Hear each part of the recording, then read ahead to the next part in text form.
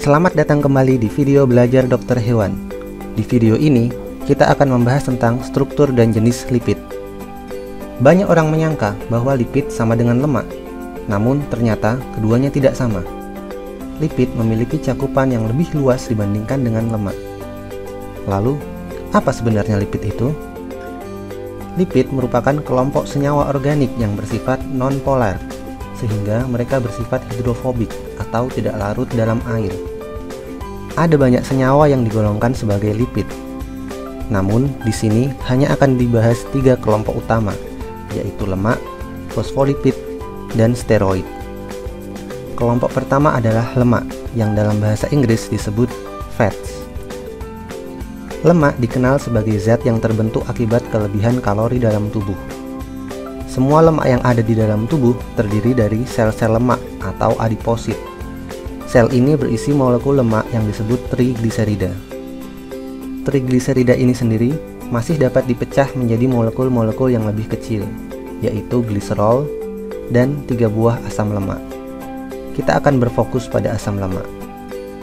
Asam lemak merupakan komponen lipid yang paling sederhana. Ia hanya berupa rantai hidrokarbon yang memiliki gugus karboksil pada salah satu ujungnya. Ada berbagai variasi bentuk asam lemak. Ada asam lemak yang seluruh ikatan antar atomnya berupa ikatan rantai tunggal, dan ada asam lemak yang memiliki ikatan rantai ganda.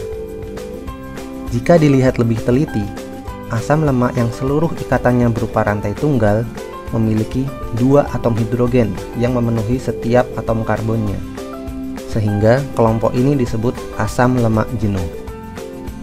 Sebaliknya, pada asam lemak yang memiliki ikatan rantai ganda, ada atom hidrogen yang hilang pada beberapa atom karbon, sehingga terbentuklah ikatan rantai ganda. Kelompok ini pun disebut sebagai asam lemak tak jenuh, yang memiliki 2 variasi bentuk, yaitu bentuk trans dan bentuk cis. Apa perbedaannya? Pada asam lemak tak jenuh bentuk trans, atom hidrogen pada ikatan rantai gandanya berada pada sisi yang berlawanan, sehingga bentuk asam lemak ini tetap lurus. Sebaliknya, pada asam lemak tak jenuh cis, atom hidrogen pada ikatan rantai gandanya berada pada sisi yang sama, sehingga bentuknya akan membengkok. Sampai di sini, kita dapat menyimpulkan bahwa terdapat 3 jenis asam lemak, yaitu asam lemak jenuh, asam lemak tak jenuh trans, dan asam lemak tak jenuh cis. Berdasarkan ilmu nutrisi, ketiga jenis asam lemak ini memiliki pengaruh yang berbeda terhadap tubuh. Selanjutnya adalah penamaan asam lemak. Seringkali terdapat beberapa kode dan angka yang dicantumkan di belakang nama asam lemak. Angka yang pertama menunjukkan jumlah atom C yang dimiliki oleh asam lemak tersebut. Angka yang kedua menunjukkan jumlah ikatan rantai ganda. Sementara bagian terakhir adalah simbol omega yang menunjukkan letak rantai ganda pertama bila dihitung dari atom karbon yang paling belakang. Sebagai ilustrasi, mari kita ambil 2 contoh, yaitu asam laurat dan asam oleat. Di sini dapat dilihat bahwa asam laurat merupakan suatu asam lemak yang terdiri dari 12 buah atom C yang tidak memiliki ikatan rantai ganda sama sekali. Selanjutnya adalah asam oleat yang terdiri dari 18 buah atom C, memiliki sebuah ikatan rantai ganda, dan termasuk di dalam kelompok omega 9. Artinya, ikatan rantai gandanya yang pertama terletak pada atom C nomor 9. Setelah lemak, kelompok lipid yang kedua adalah fosfolipid. Ia memiliki bentuk yang sangat mirip dengan trigliserida.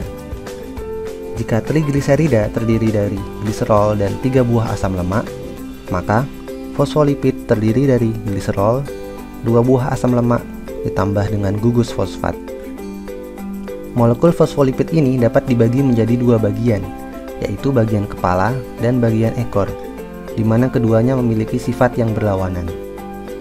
Bagian kepalanya bersifat hidrofilik, sehingga ia suka mendekati molekul air, sedangkan bagian ekornya bersifat hidrofobik, sehingga ia akan menjauhi molekul air. Karena sifatnya yang unik ini, fosfolipid akan membentuk pola tertentu bila dimasukkan ke dalam air. Di dalam air, sekelompok fosfolipid akan berkumpul membentuk bulatan, di mana bagian kepalanya akan berada di luar dan melakukan kontak langsung dengan air, sementara bagian ekornya akan bersembunyi di dalam, menghindari kontak dengan air. Selanjutnya, apabila sejumlah besar fosfolipid berada dalam air, mereka akan membentuk struktur ganda, di mana bagian kepalanya tetap mengalami kontak dengan air, sedangkan bagian ekornya akan berada di tengah, menjauhi air. Bentuk dua lapisan molekul fosfolipid ini dikenal dengan istilah lipid bilayer, yang berperan sebagai tembok yang memisahkan dua ruangan yang masing-masing diisi oleh air. Contohnya adalah pada membran sel yang memisahkan cairan ekstrasel dengan cairan intrasel. Jenis lipid yang terakhir adalah steroid.